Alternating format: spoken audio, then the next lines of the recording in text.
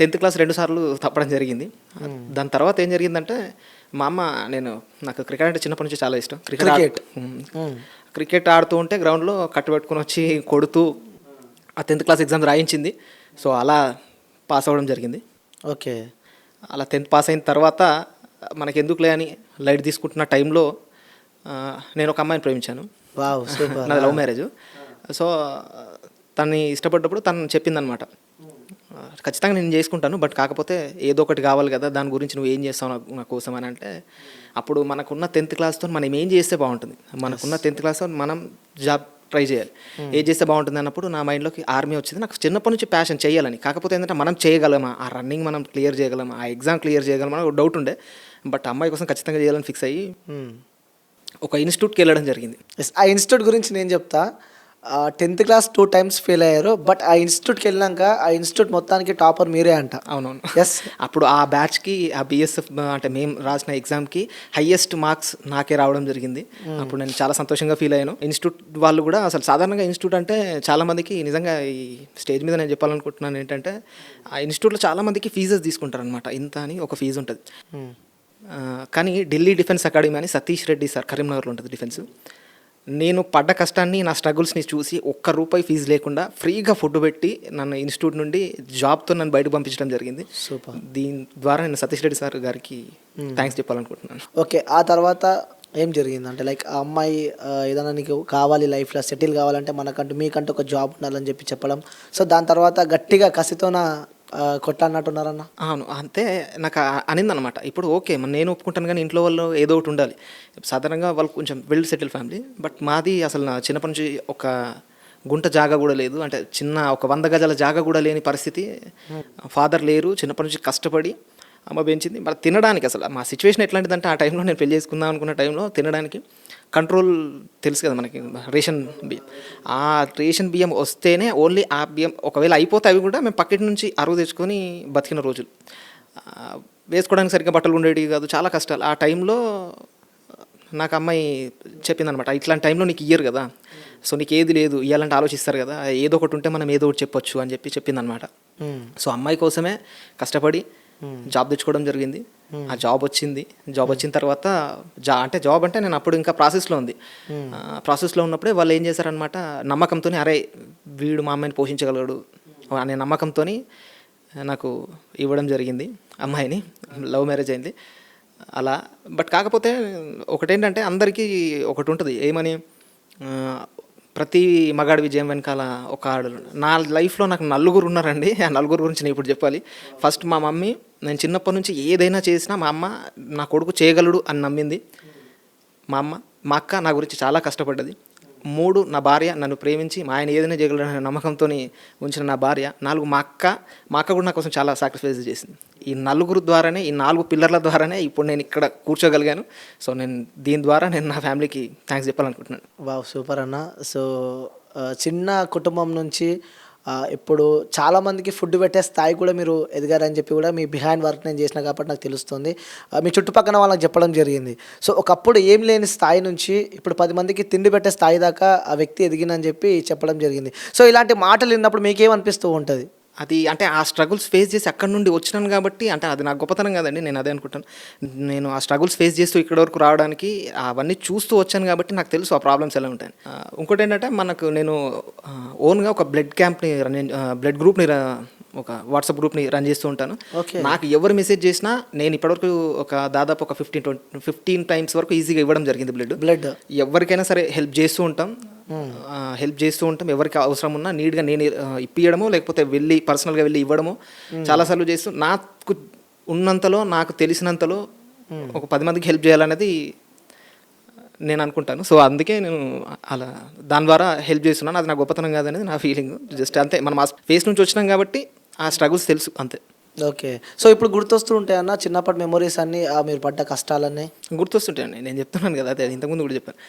మేము పడ్డ కష్టాలు ఆ రేషన్ బియ్యం దగ్గర నుండి అసలు ఆల్మోస్ట్ ఆల్ నా మ్యారేజ్ అయ్యేంత ముందు వరకు మొత్తం ఇవే స్ట్రగుల్స్. వన్స్ ఎప్పుడైతే నాకు మ్యారేజ్ అయిందో, ఆమె లెగ్ పుణ్యమా లేదా ఏదని తెలీదు, బట్ అప్పటి నుండి నా లైఫ్ మొత్తం యూటర్న్గా చేంజ్ అయ్యి చాలా వరకు, అప్పటికి ఒకసారి వెనక తిరిగి చూసుకుంటే అసలు నేనేనా, ఈ 6-7 years బ్యాక్ ఉంది నేనేనా అని నాకే అనిపిస్తుంది, నా మీద నాకే అనిపిస్తుంది నేను చేస్తుందని. ఓకే.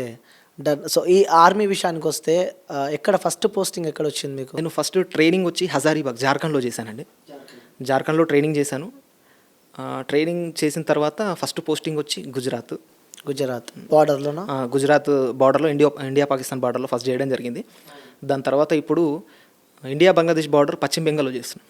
ఓకే. సో ఎలా ఉంటుంది ట్రైనింగ్? చాలామందికి డౌట్, ఆర్మీ కావాలంటే చాలా ఇబ్బందులు ఉంటాయి, చాలా ట్రైనింగ్ ఉంటాయి, చాలా స్ట్రగుల్ ఉంటాయి, చాలా కష్టాలు ఉంటాయి అని చెప్పి చెప్తారు కదా. సో ట్రైనింగ్ ఏ విధంగా ఉంటుంది? ఒక వ్యక్తి ఆర్మీ ట్రైనింగ్కి వెళ్ళాలంటే సో ఆ వ్యక్తి దగ్గర ఎలాంటి క్వాలిటీస్ ఉండాలి? క్వాలిటీస్ అంటే అండి, ఫస్ట్ ఆఫ్ ఆల్ మీరు అడిగిన దానికి కష్టం ఉంటుంది కదా అని.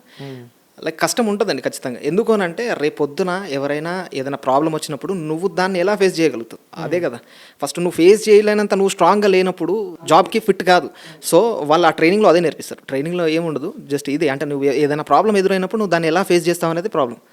దానికి వాళ్ళు మమ్మల్ని ఫిట్గా చేశారు. దాంట్లో ఉంటుంది, ఎందుకంటే మనం చిన్నప్పటి నుంచి ఫిజికల్గా అంత ఫిట్గా ఉండం కాబట్టి అక్కడికి వెళ్ళిన తర్వాత కొన్ని స్ట్రగుల్స్ ఉంటాయి. బట్ కాకపోతే ఏంటంటే దాని తర్వాత లైఫ్ని నువ్వు నీ బాడీని ఒకసారి వెనక తిరిగి చూసుకుంటే అప్పటికిప్పటికి చాలా చేంజెస్ వస్తాయి బాడీలో. ఓకే.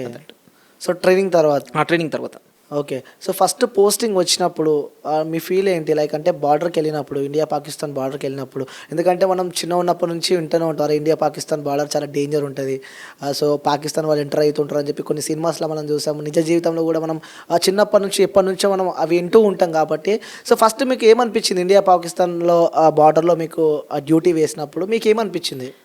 అంటే ఇండియా పాకిస్తాన్ బార్డర్లో డ్యూటీ చేసినప్పుడు ఫస్ట్ రోజు డ్యూటీకి వెళ్ళినప్పుడు నా ఫీలింగ్ ఏంటంటే, వెళ్ళి బార్డర్లో నిలబడిన తర్వాత అసలు ఆ ఫీలింగ్ ఎలా ఉంటుందంటే, ఎవ్వరు ఉండరు, నిర్మానుష్యమైన ప్రదేశం, బార్డర్కి అటు పాకిస్తాన్ ఇటు ఇండియా, అక్కడ నిలబడితే అసలు అనిపిస్తుంది లైఫ్లో మనం ఏమైనా సాధించాము, ఏమైనా చేసామన్నట్టు ఒక బార్డర్లో నిలబడి దేశానికి రక్షగా ఇక్కడ నిలబడుతున్నాం అనే ఆ ఫీల్ ఉంటుంది. ఆ ఫీలింగ్ అసలు మనం ఎన్ని డబ్బులు ఇచ్చినా కొనుక్కోలేం, ఆ ఫీల్ వేరే లెవెల్ ఉంటుంది. ఇంకా నెక్స్ట్ మీరు అడిగిన క్వశ్చన్ ఏంటంటే, మనకు ఏదైనా ఫైరింగ్, నాకు తెలిసి అది చాలా రేర్గా జరుగుతుంది. కొంతమంది మాత్రమే అట్లాంటి వాళ్ళు ఉంటారు, వాళ్ళు వచ్చినప్పుడు అలాంటి సిచ్యువేషన్ జరుగుతాయి. నా సర్వీస్లో అయితే నేను అలాంటి ఇప్పటివరకు చూడలేదు. బట్ కాకపోతే ఏంటంటే ఉంటుందండి ఖచ్చితంగా ఒక ఫీల్ అనేది ఉంటుంది. దేశానికి అండగా నిలబడడం అనేది ఆ ఫీల్ అది వేరే లెవెల్. అంటే టెన్షన్ కానీ ఆ భయం కానీ ఎప్పుడు అనిపించలేదా? లైక్ వాళ్ళు ఎవరైనా అటాక్ చేస్తారేమో? ట్రైనింగ్లో ఉండేది అది కదండి. మనకు ట్రైనింగ్లో ఏముంటుంది, ట్రైనింగ్లో నువ్వు ఏ దాన్నైనా ఎలా ఎదుర్కోగలవు అనేదే ట్రైనింగ్. మనకు అక్కడనే నేర్పించినప్పుడు ఇంకా అక్కడ అంత భయం ఏమి ఉండదు. బట్ కాకపోతే ఏంటంటే మనకు కొంచెం మన జాగ్రత్తల్లో మనం ఉండడం ఎందుకని బెటర్ అంతే. ఓకే. సో అక్కడ ఉన్నప్పుడు ఫుడ్ విషయానికి వస్తే ఫుడ్ ఎలా ఉంటుంది అక్కడ మీరు? ఎందుకంటే డిఫికల్టీ ఉంటుంది కాబట్టి అక్కడ ఫుడ్ ఏ విధంగా ఉంటుంది? లైక్ ఇక్కడ మనం తిన్నట్టే ఉంటుంది లేకుంటే మీకు సంబంధించి మంచి ఫుడ్ ఉంటుందండి. ఎందుకంటే మన శరీరం దృఢంగా ఉండాలంటే ఏవేవైతే కావాలో అలాంటి ఫుడ్డే ఉంటుంది. మంచి స్ట్రాంగ్ ఫుడ్ పెడితేనే మనం అలా స్ట్రాంగ్గా గట్టిగా ఉండగలుగుతాం కాబట్టి అది ఉంటుంది. బట్ కొన్ని సిచ్యువేషన్స్ కొన్ని పరిస్థితుల్లో అది చేంజ్ అవుతూ ఉంటుంది కొన్ని పరిస్థితులను బట్టి. బట్ కాకపోతే మంచి ఫుడ్డే ఉంటుంది. లైక్ ఎగ్జాంపుల్ చెప్పాలంటే ఫుడ్ బాదం కానీ, కాజు, ఫ్రూట్స్, సలాడ్స్ అలాంటి మంచి ఫుడ్. అంటే ఫుడ్లో కూడా మీట్, అంటే మనకు నాన్ వెజ్ కానీ మీకు అన్ని రకాలుగా ఉంటుంది. అంటే హెల్త్కి ఏదైతే బాగుంటుందో, ప్రోటీన్ అందించడంలో ఏదైతే దోహదపడుతుందో అలాంటి ఖచ్చితంగా మంచి ఫుడ్ మాత్రమే గవర్నమెంట్ ప్రొవైడ్ చేస్తుంది. ఓకే. అక్కడ ఉన్న వాళ్ళకి మంచి ఫుడ్ ఉంటుంది. ఓకే. ఇంకొకటి, ఆర్మీ జవాన్లకి నిద్ర ఎక్కువ ఉండదు, ముఖ్యంగా బార్డర్లో ఉన్న వాళ్ళకి నిద్ర మ్యాక్స్ 4 to 5 hours ఆ టైమే వాళ్ళు పడుకుంటారు, మిగతా టైం మొత్తం బార్డర్లో ఉంటారు అని చెప్పి విన్నాం మేము. మరి అదేంతవరకు నిజం? ఉంటుందండి, నిజం 100% అది. కాకపోతే ఏంటంటే డిపెండ్ అని, ఇప్పుడు డ్యూటీస్ ఖచ్చితంగా మన భరోసాతోనే ఇంతమంది జనాలు ఇక్కడ పడుకోగలుగుతున్నారంటే అక్కడ మనం ఉండడం వల్లనే.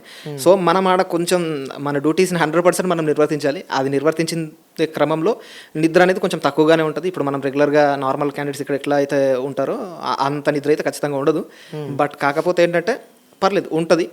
4 to 5 hours ఉంటారు. మీరు ఎన్ని అవర్స్ పడుకుంటారు? అంతే అండి, మ్యాక్స్ 4 to 5 hours అలా పడుకొని చేస్తుంటాం. ఓకే. అక్కడ బార్డర్స్లో కొంచెం డిఫికల్టీ, లైక్ అంటే ఎక్కువసేపు నించోనే ఉండాలి.